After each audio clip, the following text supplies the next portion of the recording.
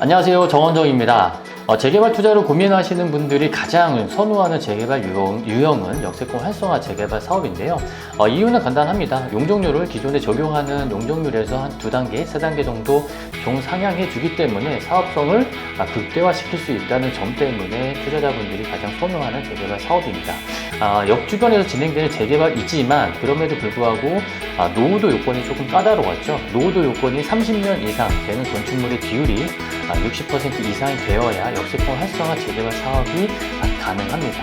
그렇지만 역세권이라는 그 주변은요, 개발 세력들이 굉장히 많이 집합되는 그런 지역이기 때문에 노후도 60% 이상을 충족시키는 지역들을 찾기가 사실은 굉장히 어려웠습니다.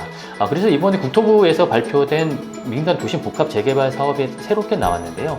해당 재개발 유형은 역세권 주변에서 진행하는 재개발임에도 불구하고 노후도 요건을 상당히 완화해 줬습니다. 그래서 노후도 요건을 충족해서 진행할 수 있는 그런 여건들이 마련이 됐기 때문에 기존의 재개발 사업이 안 됐었던 그런 지역에서도 충분히 적용할 수 있는 재개발 사업이다. 그래서 오늘은 그러한 지정 요건이라든지 이런 부분들을 간단히 말씀드리고, 이렇게 새롭게 지정된 이런 도심 복합 사업에 어느 지역을 관심 갖고 봐야 되는지에 대한 부분을 간단하게 말씀드리도록 하겠습니다.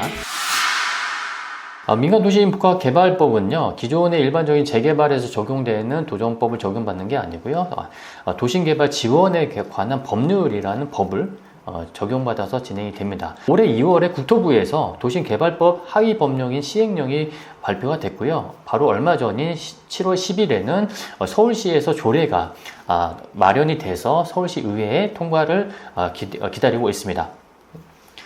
서울시에서 이런 도심복합사업의 시행령을 발표하면서 어떤 부분들을 강조했냐면요.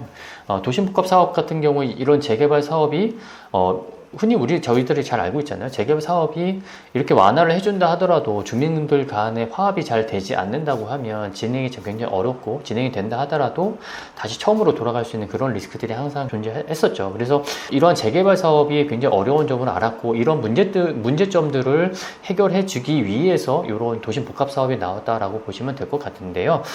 도심복합 사업에서 가장 중요한 점은 신탁 방식으로 진행이 된다는 겁니다. 그래서 여기서 서울시에서 말을 한 것처럼 기존 정비 사업의 경우 주민 동의율 확보, 보상 및 이주 문제 등으로 사업 추진이 장기화되거나 중단되는 사례가 다수 발생하고 있었고, 민간의 전문성과 창의성을 활용하여 신속한 방식의 복합사업 추진이 필요하다라는 점을 강조하고 있습니다. 그래서 노후도 요건도 완화했지만 신탁 방식으로 진행할 수 있는 이런 도심 복합사업이 이런 재개발 시장에서 굉장히 속도를 높일 수 있는 한 가지 방법으로서 대두되고 있다. 서울시에서도 어떻게 보면 굉장히 밀어주는 재개발 사업이고 신탁 방식이라는 장점을 가지고 진행하는 재개발 방식이기 때문에 상당히 메리트가 있다라고 좀 생각이 됩니다. 간단하게 도심 복합 개발 사업에 대해서 말씀을 드리면요, 성장 거점형하고 주거 중심형 두 가지의 형태로 진행이 되는데요. 성장 거점형 같은 경우에는 쉽게 말해서 주거 비용이 50% 미만이고요. 그리고 중심지처럼 업무 시설을 포함하는 그런 개발 유형이라고 보시면 될 것 같습니다. 주거 중심형은 주거 비율이 50% 이상이 될 수 있는 그런 재개발 유형이기 때문에 도심 복합 개발 사업에서도 주거 중심으로 가능한 지역들을 살펴보시는 것이 조금 더 좋을 것 같다는 생각이 듭니다. 역승강장 경계로부터 500m라고 되어 있는데, 이거는 시행령에는 이렇게 나와 있지만 서울시에서 이번에 발표된 조례에서는 350m 이내로 약간 지역이 조금 좁혀져 있다라는 점 확인될 수 있을 것 같고요. 그리고 중공업 지역으로 20년 이상 경과한 노후 건축물의 비율이 40%라고 되어 있죠. 이것도 서울시 조례에서는 조금 더 강화된 조건이 적용이 되었습니다. 바로 얼마 전이죠. 25년 7월 10일에 서울시보에 서울특별시 도심복합 개발 지원에 관한 조례 입법 예고라는 공고가 나왔는데요. 기존에 발표됐던 국토부에서 지정한 시행령의 하위 법령으로요, 서울시에서 진행되는 도심 복합 사업의 세부적인 지침이 이 안에 들어가 있다라고 보시면 될 것 같고, 많은 내용들이 있지만 이 안에서도 가장 중요한 지정 요건을 중심적으로 한번 살펴보겠습니다. 우선 기본적으로 정의에 대한 부분들을 살펴볼 필요가 있을 것 같은데요. 이 아래 지구 지정에 나오는 단어들, 이런 생활권 중심 지역이 어디까지 포함되는지에 대한 부분들이 나와 있습니다. 그래서 3번에 보시면요, 생활권 중심 지역이라고 해서 도심, 광역 중심이라고 되어 있습니다. 그래서 성장 거점형인 경우에는요, 생활권 중심지역 안에 포함되어야 되는데 그 생활권 중심지의 범위가 3도심이죠. 광화문, 강남, 그리고 여의도, 그리고 그 구역 안에서도 포함되는 그 지정되어 있는 범위가 있었습니다. 그 범위 안에 들어가는 지역들을 생활권 중심지역이라고 하고요. 그 안에 포함됐을 때 성장 거점형의 도심복합사업이 지구 지정이 가능하다라는 얘기고요. 그리고 대중교통 결절지라는 말이 조금 생소하긴 한데 쉽게 생각해서 그냥 더블 역세권, 지하철 노선 두 개가 교차하는 그런 더블 역세권을 중심으로 진행이 된다라는 점만 기억하시면 될 것 같고요. 그리고 역세권이라는 범위도 저희가 역세권의 범위가 250m까지 한다, 350m까지 한다, 어떤 데는 500m까지 한다라고 하지만 주거 중심형에서 재개발을 진행할 때 역세권의 범위는 350m까지다라고 보시면 될 것 같습니다. 이렇게 350m 되어 있고요. 500m 이내인 지역 같은 경우에는 예를 들어서 서울특별시장이 인정하는 경우라든지 아니면 성장 거점형인 경우에 적용되는 기준이기 때문에 저희가 말하는 주거 중심형에서 역세권은 350m다라고 생각하시면 되십니다. 오늘 말씀드릴 내용 중에 가장 중요한 내용이라고 생각을 좀 하고요. 그동안 우리가 도심복합사업이 진행합니다라고 하면서 미리 투자를 하셨던 분들도 많은데 주민설명회를 했었던 지역들도 있습니다. 예를 들어서 삼정동이라든지 양재동이라든지 그리고 삼전동도 이렇게 도심복합사업이 가능하다라고 해서 주민설명회를 했었고요. 다만 그때 설명회를 했을 때에도 서울시 조례가 발표되지 않았기 때문에 요 정도 선에서 될 겁니다라는 추측에 의해서 투자를 진행했었지만 이제부터는 이런 지구 지정에 대한 세부안이 나왔기 때문에 이 부분들을 한번 살펴보시고 내가 투자하려고 하는 지역들이 이 지구 지정의 요건에 충족하는지 안 하는지를 판단하시고 투자를 하시는 게 좋으실 것 같습니다.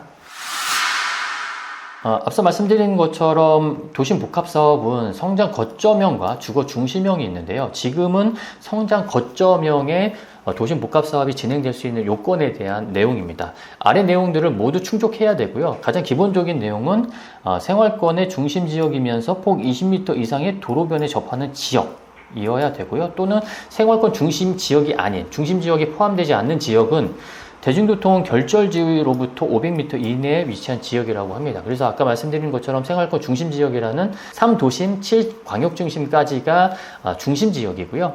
대중교통 결절지부터 500m 이내에 들어가면 성장 거점형의 도심복합사업은 가능하다. 다만 성장 거점형은 주거 비율이 50% 미만이어야 되기 때문에 주거를 많이 뽑아야 하는 일반적인 재개발에서는 성장 거점형보다는 주거 중심형이 가능한지를 조금 더 살펴보시는 게 좋으실 것 같습니다. 그리고 면적은 5,000제곱미터 이상만 되면 되기 때문에 웬만한 지역들은 다 된다라고 보시면 될 것 같고, 그리고 공동주택 단지나 이런 세부 내용들은 저희가 판단할 수 있는 내용들이 아니기 때문에 앞서 말씀드린 그런 범위 안에 들어가는지, 그리고 면적이 5,000제곱 이상이지만 우선적으로 판단하셔도 큰 문제는 없으실 것 같습니다. 주거 중심형 도심복합 개발 지구의 지정 요건입니다. 그래서 주거 중심형 도심복합 사업도 아래의 요건들을 다 충족을 해야 되는데요. 가장 중요한 거는 위치, 노도 이런 부분들이라고 생각이 됩니다. 그래서 위치는 어떤 지역에 들어와야 되느냐면 사업을 시행하려는 지역의 과반이 역세권이 지역이라고 되어 있죠. 그래서 앞서 말씀드린 것처럼 여기서 주거 중심형에서 역세권은 350m 이내에 들어와야 되고요. 주거 중심형은 더블 역세권이 아니어도 상관은 없습니다. 그리고 중공업 지역 같은 경우에는 사업을 시행하려는 면적 전체가 역세권 범위 안에 350m 이내에 들어와야 되고, 특히나 공장 비율이 10% 미만인 지역이어야 됩니다. 그래서 저희가 얼마 전에 추천드렸던 영등포 구청역 주변에서 진행되는 그런 추천드렸던 지역들도 이러한 중공업 지역의 도심복합 사업도 충분히 가능한 지역이다라고 보시면 될 것 같고요.